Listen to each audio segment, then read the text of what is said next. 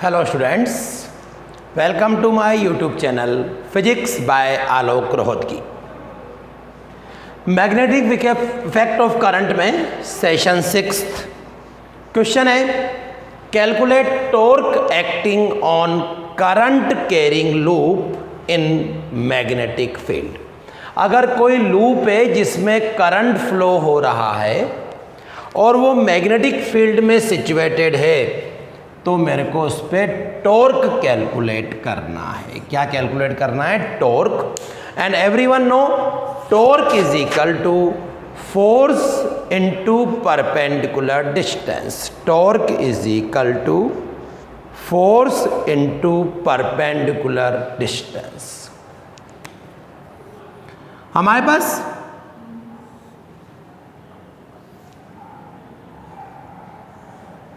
एक current carrying loop है, P Q R S। I ampere की करंट फ्लो हो रही है।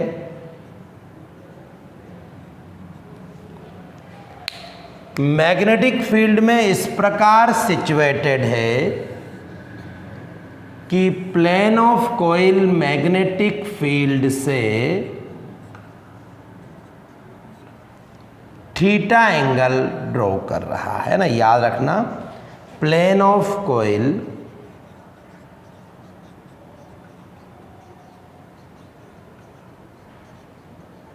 Making angle theta with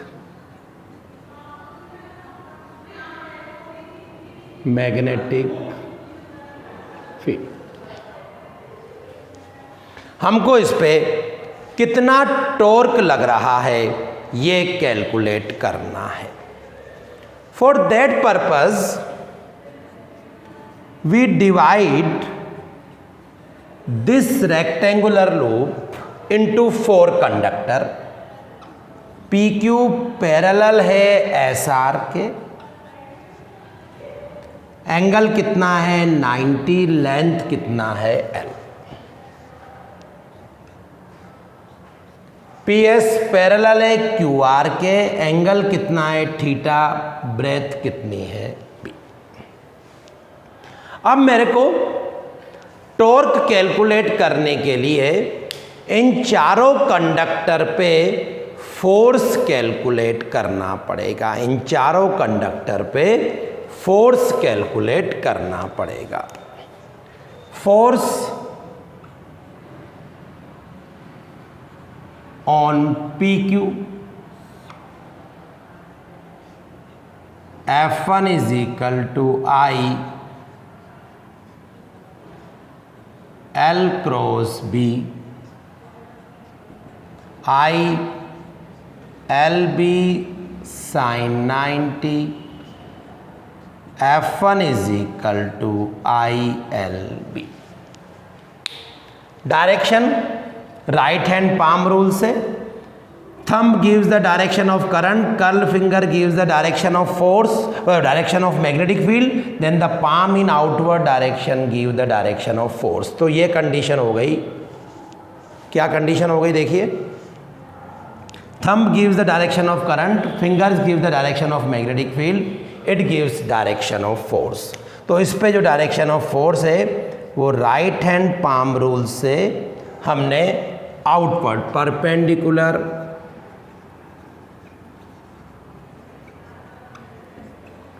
to plane of coil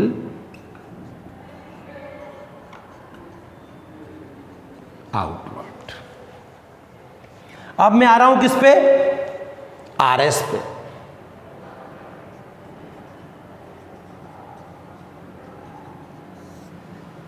F3 है ना, यहाँ पे F1, यहाँ पे F2 लेंगे भी। F3 I L क्रॉस B ILB sin 90 F3 ILB। Direction, thumb gives the direction of current, finger gives the direction of magnetic field. तो ये फोर्स अंदर की तरफ फोर्स हो जाएगा। क्या होगा? Perpendicular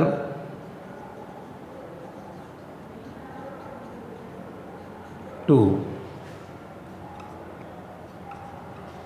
plane of coil out, inward. क्या हो जाएगा? Inward. Perpendicular to plane of coil, inward.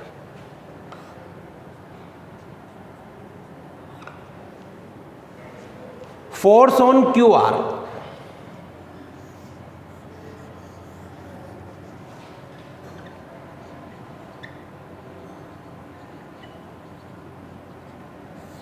Force on Q R, F2I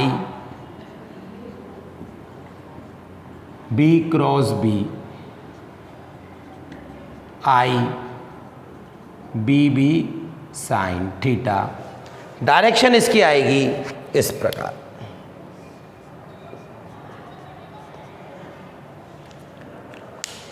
force on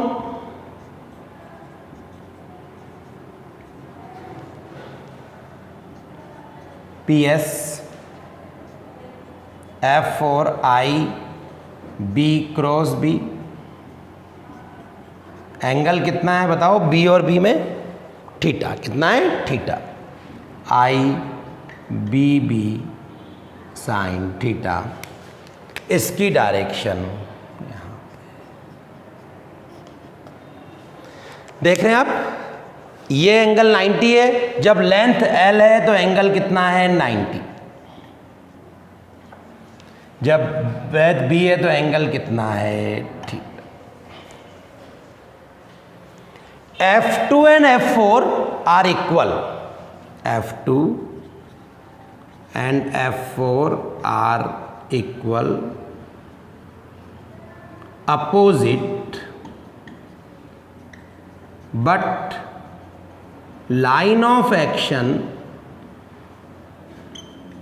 passes through same point, hence they cancel each other। F2 और F4 equal है, line of action एक ही point से जा रहा है, इसलिए वो एक दूसरे को क्या कर देंगे? कैंसिल कर देंगे। लेकिन F1 और F3 में ऐसा नहीं है। F1 and F3 are equal, opposite direction, but line of action not passes through same point. समझ रहे हो ना? F1 पे बाहर की तरफ लग रहा है, F3 पे अंदर की तरफ लग रहा है। एक आउटवर्ड और एक क्या है? इनवर्ड। इक्वल है, अपोजिट डायरेक्शन में है, लेकिन लाइन ऑफ एक्शन एक पॉइंट से पास नहीं हो रहा है, इसलिए टॉर्क डेवलप होगा। क्या होगा? टॉर्क डेवलप होगा। F1 लग रहा है PQ पे, F3 लग रहा है RS पे, तो मैं ऐसा कह सकता हूं, ये QR, ये वाला ले लिया मैंने बाहर की तरफ F1, ये वाला ले लिया मैंने अंदर की तरफ F3। आप बोलोगे सर QR पे कैसे ले लिया? बस हर जगह फोर्स लग रहा है ये F1, यहां पे हर जगह लग रहा है F3।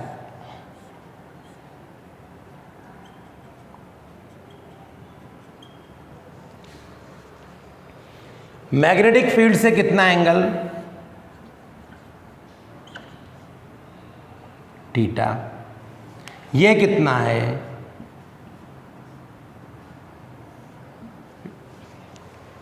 तो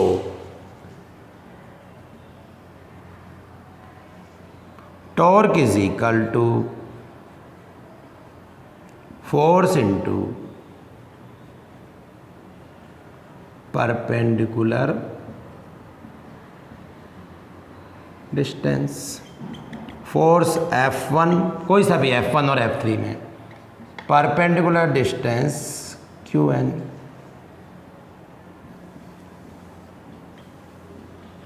QNR में QN upon QR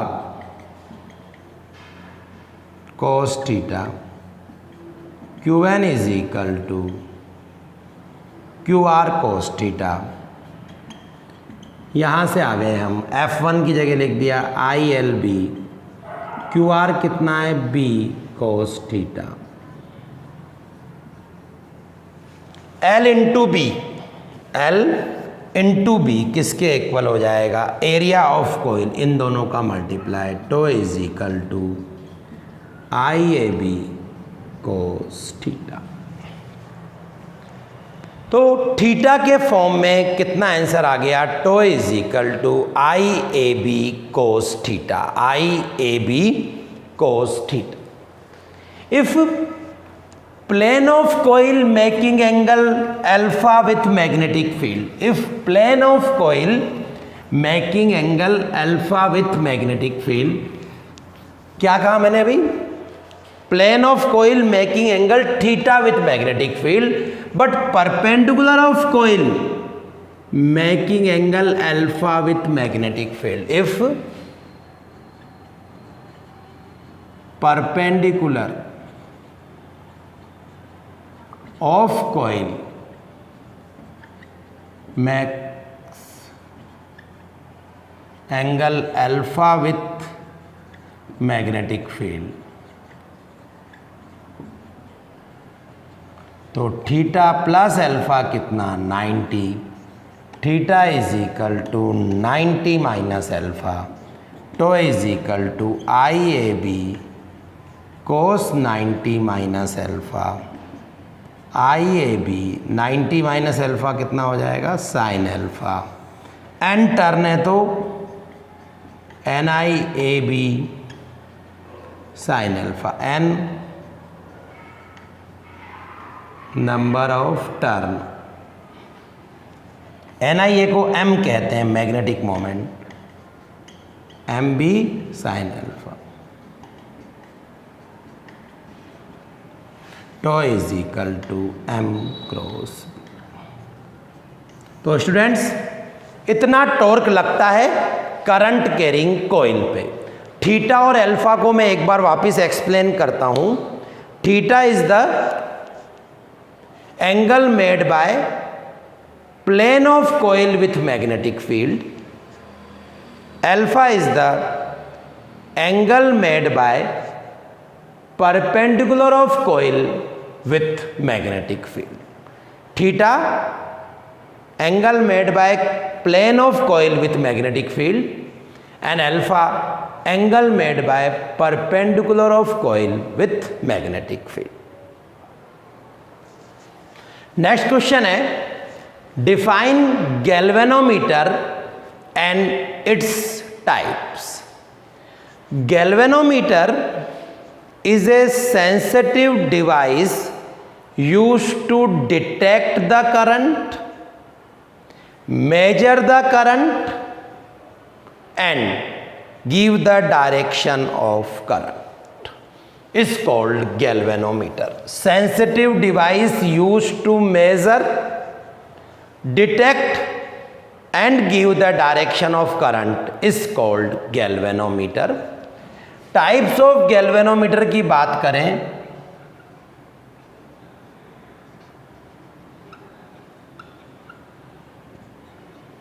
two types के होते हैं।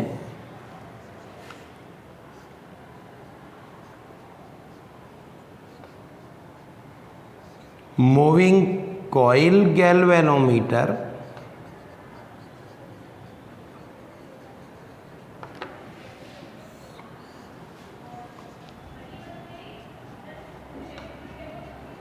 मूविंग मैग्नेट गैल्वेनोमीटर, इसका नाम है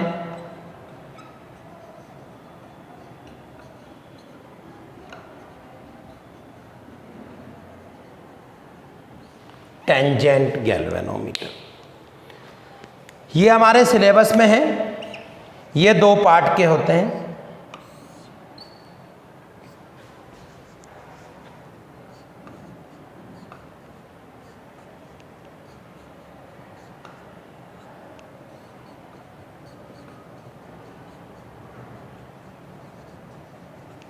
पाइवोटेड टाइप गैल्वेनोमीटर,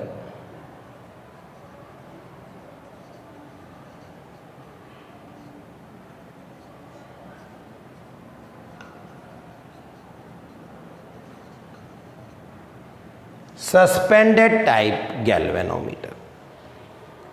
इन गैल्वेनोमीटर में I directly proportional to phi होता है और इसमें I directly proportional to 10 phi होता है। तो galvanometer is a sensitive device used to measure, detect and give the direction of current. There are two type of galvanometer: moving coil galvanometer, I directly proportional to phi; tangent galvanometer, I directly proportional to 10 phi. Moving coil galvanometer, there are two type of moving coil: pivoted type galvanometer and suspended type galvanometer. Explain construction and working of pivoted type galvanometer. Define current sensitivity, voltage sensitivity and figure of merit. Moving coil type galvanometer में हमने दो type के देखे थे, pivoted और suspended type. 11th-12th में laboratory में जो हम गैल्वेनोमीटर यूज़ करेंगे, अमीटर यूज़ करेंगे, वोल्ट मीटर यूज़ करेंगे, वो पाइवोटेड टाइप ही होंगे। इनकी वर्किंग समझिएगा, कंस्ट्रक्शन समझिएगा।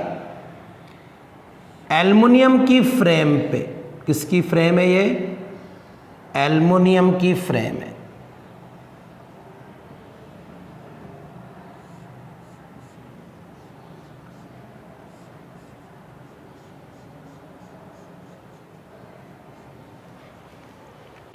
क्या करते हैं?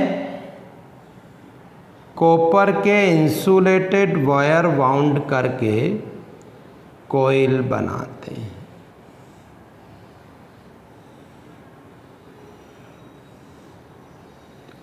एल्युमिनियम की फ्रेम क्यों ली, अभी सब लास्ट में बताऊंगा। इन कोयल को दो ज्वेल बेरिंग्स द्वारा एकदम स्मूथ बेयरिंग द्वारा दो हॉर्स शू टाइप के परमानेंट मैग्नेट के बीच पाइवोटेट कर देते हैं। इसके मोशन को कंट्रोल करने के लिए फॉस्फर ब्रोंज की दो स्प्रिंग इस प्रकार लगी रहती हैं। स्प्रिंग का इनर सेल तो कोइल से और आउटर एंड टर्मिनल से कनेक्ट हो। यहां पे एल्युमिनियम का पॉइंटर, किसका पॉइंटर? एल्युमिनियम पॉइंटर एक सर्कुलर स्केल पे घूम सकता है। किस पे घूम सकता है? Circular scale.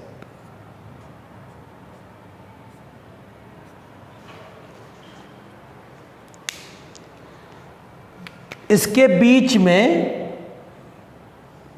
परमेबिलिटी को इंक्रीज करने के लिए क्या होगा? हमारे पास soft iron laminate, soft iron core रखा होगा। सॉफ्ट आयरन कोर रखा होगा। ये पूरा इसका डायग्राम हो गया। अब मैं इसको लेबल्ड करता हूं। ये क्या है?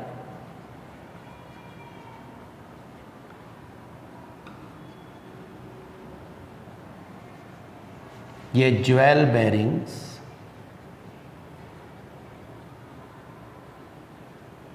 ये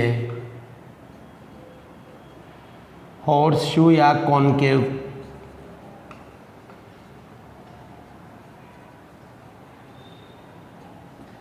पोल्स, एल्युमिनियम पॉइंटर,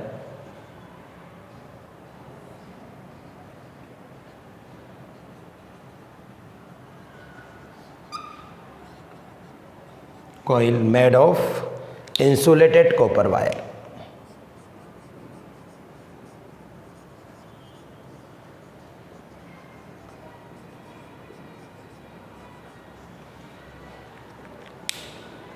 ये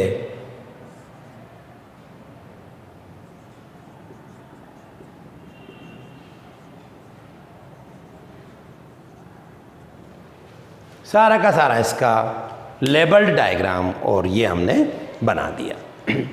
क्या किया हमने, एल्युमिनियम की फ्रेम पे कॉपर के इंसुलेटेड वायर बाउंड करके कॉइल बनाई। इस कॉइल को दो ज्वेल बेरिंग्स द्वारा कॉनकेव शेप के दो परमानेंट मैग्नेट के बीच हमने क्या कर दिया, इसको पाइवोटेड कर दिया बाय ज्वेल बेरिंग्स। कॉइल के मोशन को कंट्रोल करने के लिए फॉस्फर ब्रोंज की स्प्रिंग लगी हुई है। अंदर वाला टर्मिनल किससे है, कॉइल से, बाहर वाला अंदर वाला एंड कॉइल से, बाहर वाला टर्मिनल T1 और T2 से। यहाँ से करंट जाएगी होते हुए वापस यहाँ पे बाहर निकल जाएगी। यहाँ पे सॉफ्ट आयरन सिलेंडर लगा दिया है। यहाँ एल्युमिनियम का पॉइंटर जो सर्कुलर स्केल पे घूम सकता है। Working,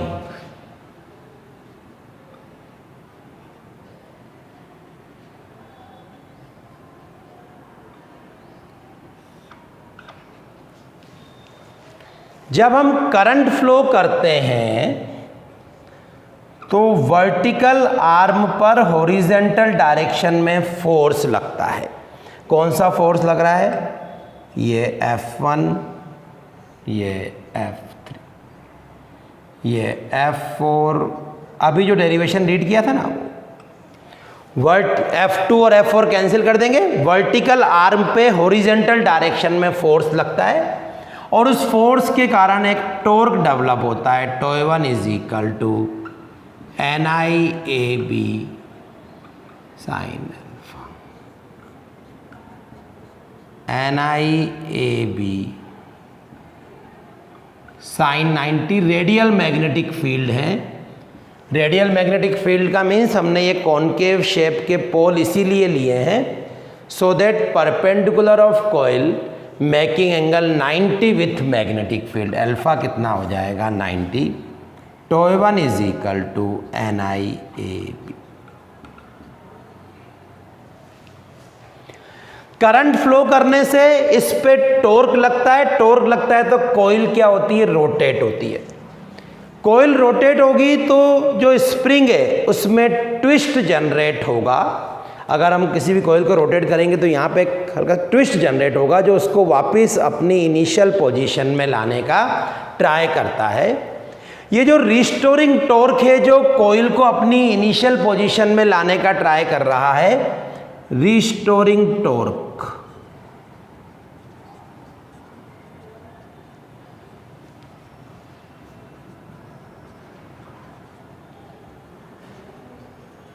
produced by spring due to twist is directly proportional to angle of twist। जितना ज़्यादा रोटेट करेगा उतना ज़्यादा टॉर्क होगा। phi is equal to angle of twist। T2 directly proportional to C phi, where C is equal to restoring torque per unit twist। कैसे, phi को 1 कर दूंगा तो T2 किसके इक्वल हो जाएगा, C। वापिस सुनिए, जब हमने इसमें करंट फ्लो की तो F1 और F3 के कारण टॉर्क लगा। T1 is equal to NIAB sine alpha, alpha 90, T1 is equal to NIAB। ऐसा हुआ तो स्प्रिंग में ट्विस्ट जनरेट हुआ। उस ट्विस्ट के कारण स्प्रिंग ने रिस्टोरिंग टॉर्क लगाया। T2 directly proportional to phi angle of twist. TOE2 is equal to C5। तो एक तो टॉर्क रोटेट करने की कोशिश करेगा, दूसरा टॉर्क उसको इनिशियल पोजीशन में लाने की कोशिश करेगा।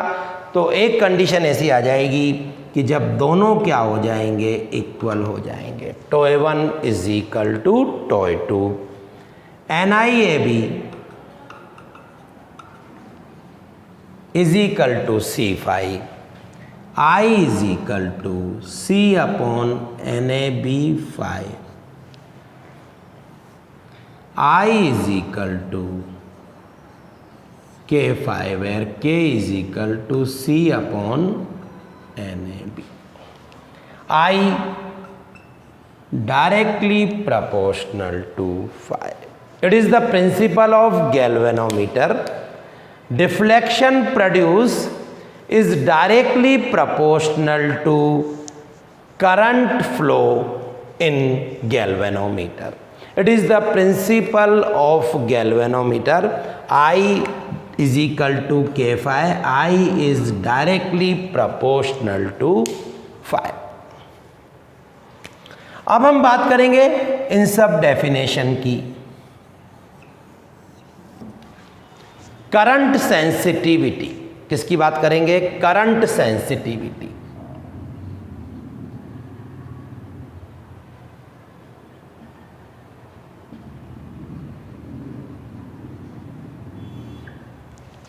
Is equal to phi upon I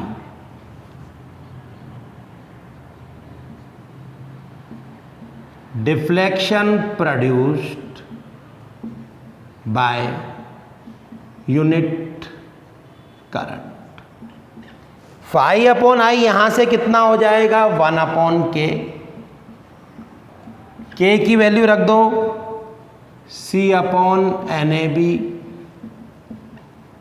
NAB upon C। तो current sensitivity directly proportional to number of turn होता है, directly proportional to magnetic field होता है। अब एक क्वेश्चन आता है कि यहाँ पे सॉफ्ट आयरन का कोर क्यों लगाया? यहाँ पे सॉफ्ट आयरन का कोर रखने से ये लाइन ऑफ फोर्स को अपनी ओर ज़्यादा अट्रैक्ट करता है, इसलिए B की वैल्यू इंक्रीज हो जाती है और B की वैल्यू इंक्रीज होने से करंट सेंसिटिविटी की वैल्यू इंक्रीज होती है। तो एक क्वेश्चन समझ में आया? Why we use soft iron core between the coil to increase the permeability, to increase the strength of magnetic field, so that current sensitivity increase. फिर हम बात करेंगे voltage sensitivity. phi upon V, phi upon IR, 1 upon KR, 1 upon CR upon NAB। K की value रख दी NAB upon CR। It is called voltage sensitivity. It is called voltage sensitivity. phi upon V, phi upon V को अपन ने IR बोल दिया और IR बोलने के बाद हमने क्या किया?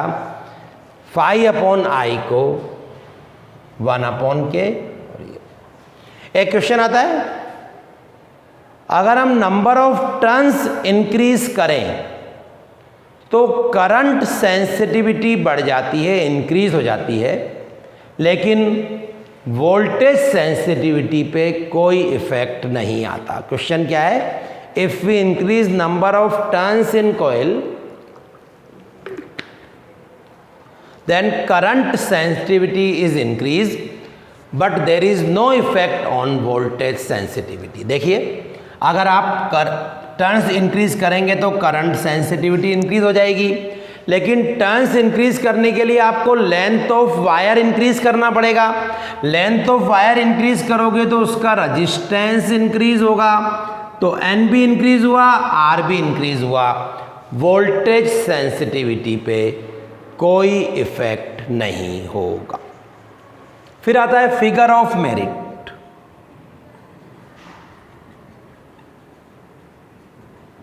Is equal to I upon 5K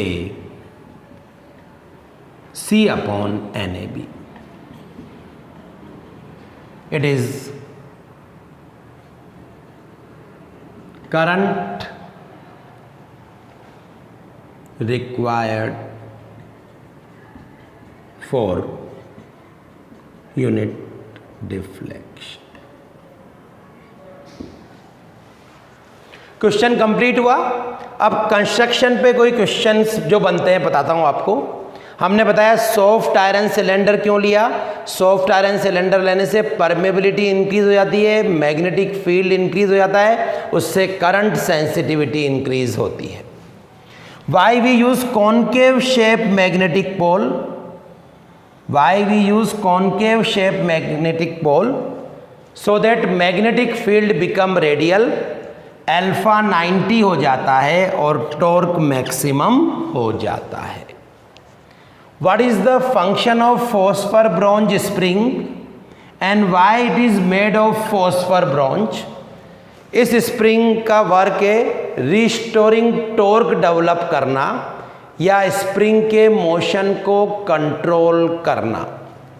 और फॉस्फर ब्रॉन्ज को इसलिए लेते हैं क्योंकि इसकी इलास्टिसिटी बहुत ज़्यादा होती है, because of its elasticity is very high. Aluminium pointer क्यों लेते हैं? क्योंकि ये हल्का होता है सो दैट फ्रीली घूम सके, और नॉन मैग्नेटाइज होता है। क्या होता है? नॉन मैग्नेटाइज होता है। That's why we use aluminium pointer. एक क्वेश्चन ये आता है कि एल्युमिनियम की फ्रेम पे क्यों कॉइल वाउंड की जाती है? जब एल्युमिनियम की कॉइल इस मैग्नेटिक पोल के बीच में मैग्नेटिक फील्ड में रोटेट करेगी तो यहाँ फ्लक्स में चेंज होगा। EMI में समझ में आएगा आपको ये टॉपिक। फ्लक्स में चेंज होगा तो यहाँ पे एडी करंट होगी, और इस एडी करंट के कारण, किसके कारण? एडी करंट, ये कॉइल जल्दी से रुक जाएगी और गैल्वेनोमीटर डेड बीट हो जाएगा। क्या हो जाएगा? गैल्वेनोमीटर डेड बीट हो जाएगा। तो why we use aluminum frame to wound copper wire to form a coil, so that due to eddy currents coil stop early and galvanometer become dead beat।